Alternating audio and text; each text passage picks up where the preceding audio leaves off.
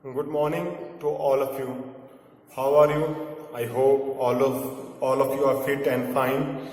In our previous class, we have been reading an interesting play, and the name of the play is Mother's Day, which was written by J.B. Priestley.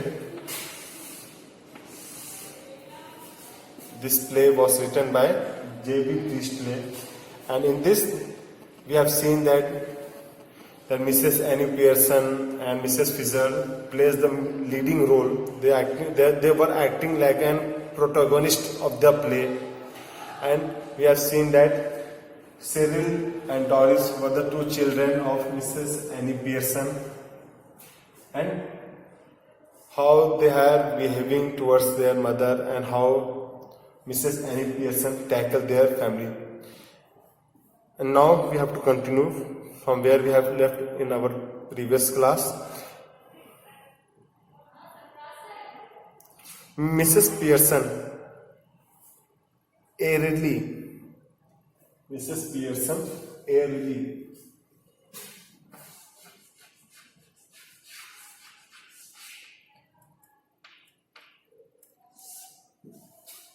Mrs. Pearson airily means casually.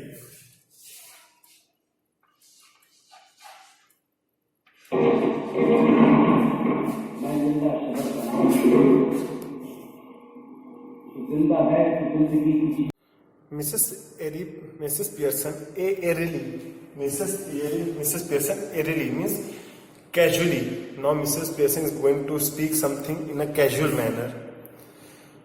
No, I wouldn't go that far. I might make a bed or two and do a bit of cooking as a favor. Because Doris said that, Mother, you can't take a holiday on Saturday and Sunday in comparison to our work. Then Mrs. Pearson casually said, no, I wouldn't go that far. Means I will not take so much holiday. I might make a bed or two. I make a bed or two and do a bit of cooking as a favor. And on day I will make a bed one or two and I will do a cooking as a favor, not as a duty. So don't give me a command. That's the main thing. Which means, of course, I will have to be asked very nicely and thanked for everything and generally made a fuss of. Now she said that this doesn't mean that I am going to cook food for the whole family. This doesn't mean that you will give me order, but you should, not you should, but whole family members should behave with me in a nice manner, and you should thank me for doing all these things. But any of you 40-hour a weeker who expect to be waited on hand and foot on Saturday and Sunday with no thanks for it. But she reminds Cyril and the Doris that you 40-week workers means they work for the 40 hours in a week, and she said that all of you gets holiday on Saturday and Sunday, and you are a 40-hour worker a week, and you never thanks me for doing all this thing. Are in for a nasty disappointment, and this is a wrong disappointment. This is a wrong thing which you do with me. Might go off for the week and perhaps. And she said that you might go off for a week, perhaps. Aghast. Now Doris is going to speak something. Doris, aghast means a shock. Aghast, go off for the weekend. Now she was very much shocked that my mother is going for the weekend. Mrs. Pearson, why not? Now Mrs. Pearson said that you all of you go outside. Then why should not be granted such holiday to me? Why I should be in the house?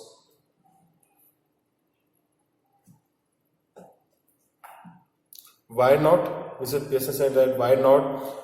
I could do with a change. Stuck here day after day, week after week. If you don't need a change, who does? Now Mrs. Pearson said that if all of you don't want any change, then I require a change in the routine of everyone. That's why if you are expecting a holiday in a week, in the same way I also expect holiday in a week. Doris. Now Doris is going to react over this. Doris, but where would you go? Now Doris said that, Mother, if you want holiday, then where you will go in this holiday? You go with, sorry, she said, who would you go with? Means with whom you will go with. Go with means who is the person to whom you will spend your holiday. Mrs. Pearson, that's my business. Now she become angry that Doris want to know that to whom I'm going to spend my holiday. Then Mrs. Pearson became angry and she said, it is none of your business. Mind yourself, your own business. It's my business that how I will spend my holiday. Mrs. Pearson, that's my business. You don't ask me where you should go and who you should go with. Do you? Now Mrs. Pearson said that, it's Doris, this is not your business to whom I am going to spend my holiday and who is the person with whom I will go outside. It is none of your business. Doris, that's the different. Now Doris, after hearing all this type of argument from her mother, she said, that's the different. Miss, that is the unique, that is a change which I am noticing, Mother. Mrs. Pearson, the only difference is that I am a lot older and better able to look after myself. Now Mrs. Pearson said that, that's the difference, Doris, you want to notice. That's the difference you are noticing, Doris. That I am a lot older and better able to look after myself. And I must experience enough, I am much aged enough to look ourselves. So it's you who should do the asking. Doris, did you fall or hit yourself with something? Now Doris was very much staggered. We have used the word here. Doris was staggered. Doris was shocked and she said, Mother, whether you have hit your head somewhere else because your mind is not working properly.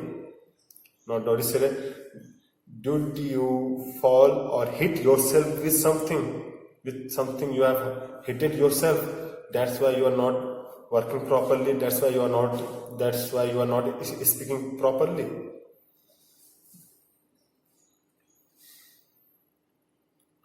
Mrs. Pearson coldly, no, but I will hit you with something. Because there is a good conversation that they were talking in a bitter manner. And because of this conversation between the Doris and Mrs. Annie Pearson, it looks that they want to fight with each other. That's why Mrs. Pearson said that I have not hit myself somewhere else, but if you will not behave in a proper manner, I will hit you somewhere. So control yourself, otherwise I will hit you something. Mrs. Pearson coldly, no, but I will hit you with something. Girl, if you don't stop asking silly questions, then I will hit you something. Then I will hit you with something. Doris stares at her open mouthed, ready to cry. Now, when she heard that her mother is, is behaving in such a bad manner, in such a rude manner, she was shocked with the open mouth. Whenever we say that she was shocked with the open mouth, means she was surprised, she was astonished by the behavior of her mother. That's why Doris was staring towards her mother with the open mouth and she was ready to cry. Doris, oh, this is awful. Now Doris said that, oh, this is awful. She begins to cry, not patiently. Now Doris said that this is bad, and she begins to cry, and she is going to cry, and not patiently. Mrs. Pearson coldly, stop blubbering. What this word means, blubbering?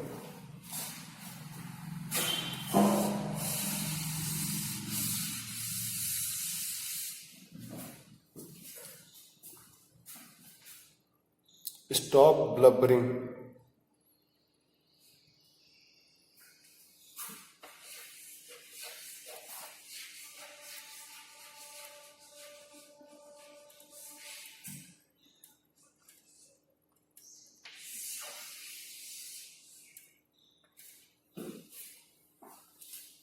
Now, Mrs. Pearson said to the Doris Pearson that stop blubbering. Stop blubbering means stop crying in a noisy manner, sobbing manner.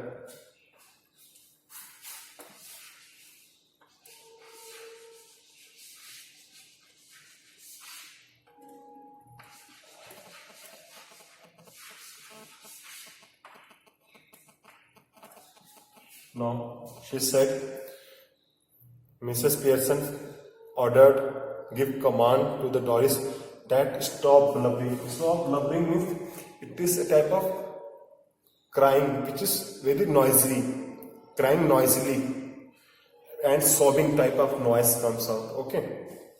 Then Mrs. Pearson said, stop blubbering, stop crying noisily. You are not a baby. Now Mrs. Pearson said to the Doris that stop crying loudly. You are not a small baby like this. You are going to cry. If you are old enough to go out with Charlie Spence, you are old enough to behave properly. Now stop it. Now Mrs. Pearson said that Doris, that you stop blubbering, that you stop crying noisily. And because you are not a small baby, you are now a mature girl, and you have planned to go outside tonight with the yellow silk dress, by wearing the yellow silk dress with Charlie Spence. This shows that you are now a mature girl, and this type of blubbering, this type of noisy cry is not suiting you. It's not good for you. George Pearson enters left. Now, who is George Pearson?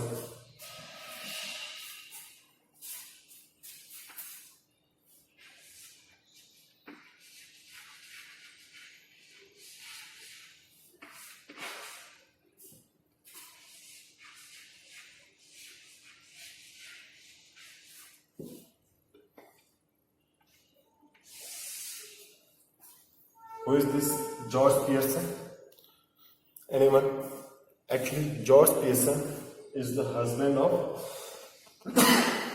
Mrs. Annie Pearson.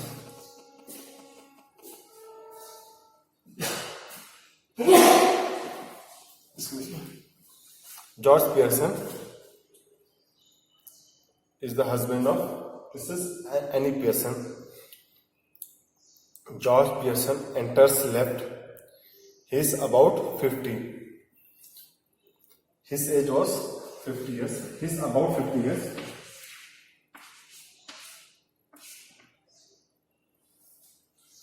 George Pearson enters left while this conversation was going on between Doris and Mrs. Annie Pearson. George Pearson enters left and his age is approximately 50 years. He is about 50, fundamentally decent but solemn. And he is about 50 years old, fundamentally decent. He is fundamentally decent but solemn and polite nature, self-important, pompous,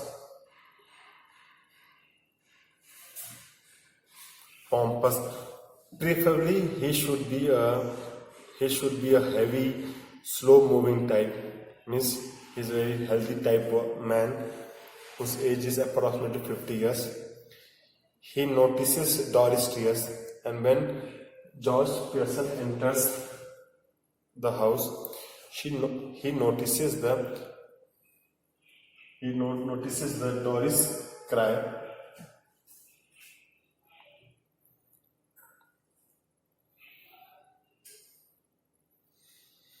George, hello, what's this? George, the moment he enters inside, he asks Doris, what's going on? Can't be anything to cry about. Doris, through sobs. Actually, she was blubbering. Then she was sobbing her nose. You will see. Now Doris said that. What's the matter? Dad, don't worry. You will see what's the matter is going on. Doris runs out left with a sob or two on the way. George stares after her a moment, then looks at Mrs. Pearson. And this is the habit of our guardian, this is the habit of our father and mother.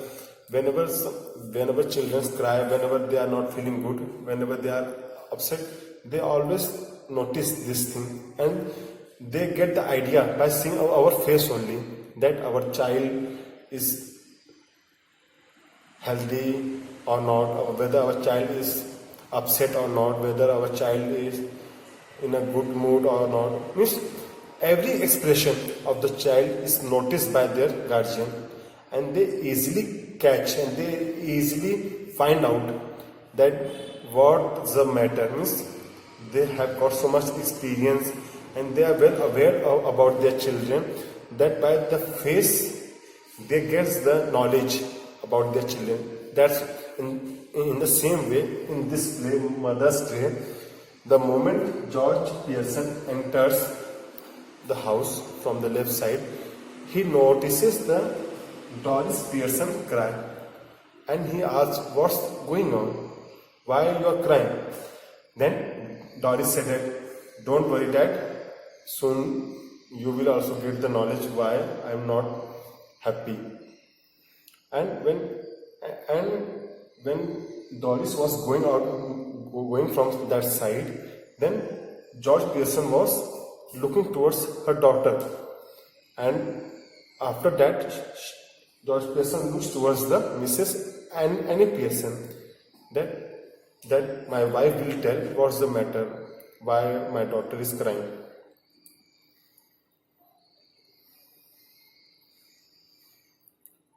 George, did she say? Sorry, George said, did she say, or you will see? Mrs. Pearson, yes. Yes. George, what did she mean? George Pearson. Now George asked Mrs. Annie Pearson, what's the matter, Mrs. Pearson? George, what did she mean? Mrs. Pearson said that, better ask her. And when George asked Mrs. Pearson what is the matter, then Mrs. Pearson said that you only ask your daughter. I will not tell what's the matter. You only ask.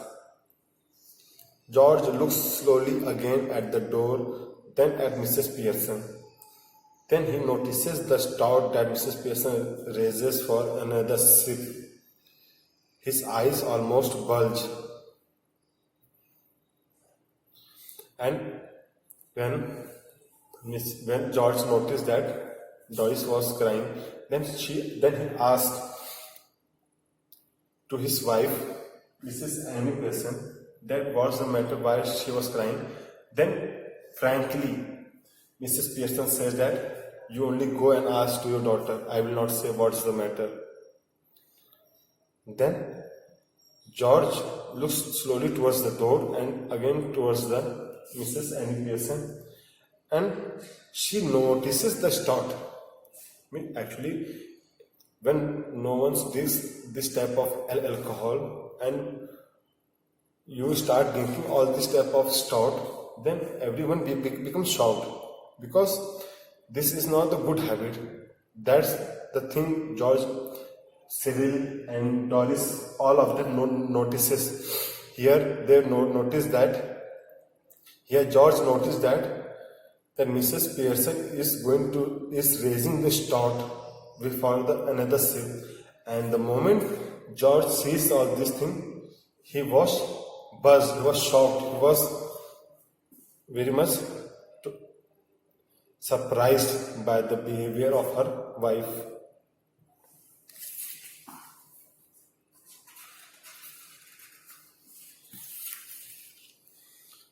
George stout. Now George said that you are drinking stout because this is the new thing, new habit which they have seen, that stout had been taken by Mrs. Annie Pearson. That's why George also said that stout means you are going to drink the stout. Mrs. Pearson, yes, this is stout. Yes, I am going to drink. George, amazed. George said, amazed. George was amazed, surprised that what are you drinking stout for? Now George asked, for what purpose, for what reason that you are drinking this stout? Mrs. Pearson said, because I fancied some, that I like this thing, that I drink. George, at this time of day, that during the daytime you are drinking this stout. Mrs. Pearson, yes, what's wrong with it at this time of the day? In the daytime I am drinking, then what's the matter? George, bewildered. Nothing, I suppose, Annie, but I have never seen you do it before. No. George says that nothing happened. In the daytime also you can drink stout, but I have never seen you do it before, but I have never seen this type of things before. Well, you were seeing me now. Now Mrs. Pearson said that, well, you were seeing me now.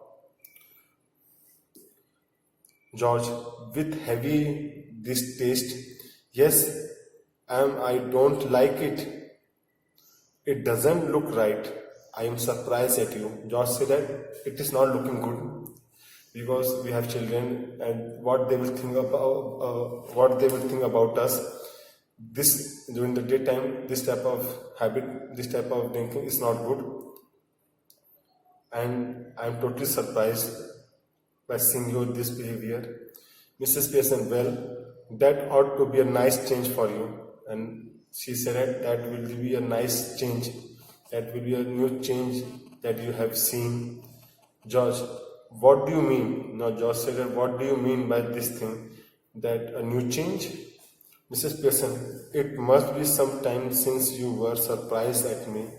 George says that I don't like surprises. Now George said that I don't like surprises. Don't give me such type of surprises. I am all for a steady going on. I am a steady going on person.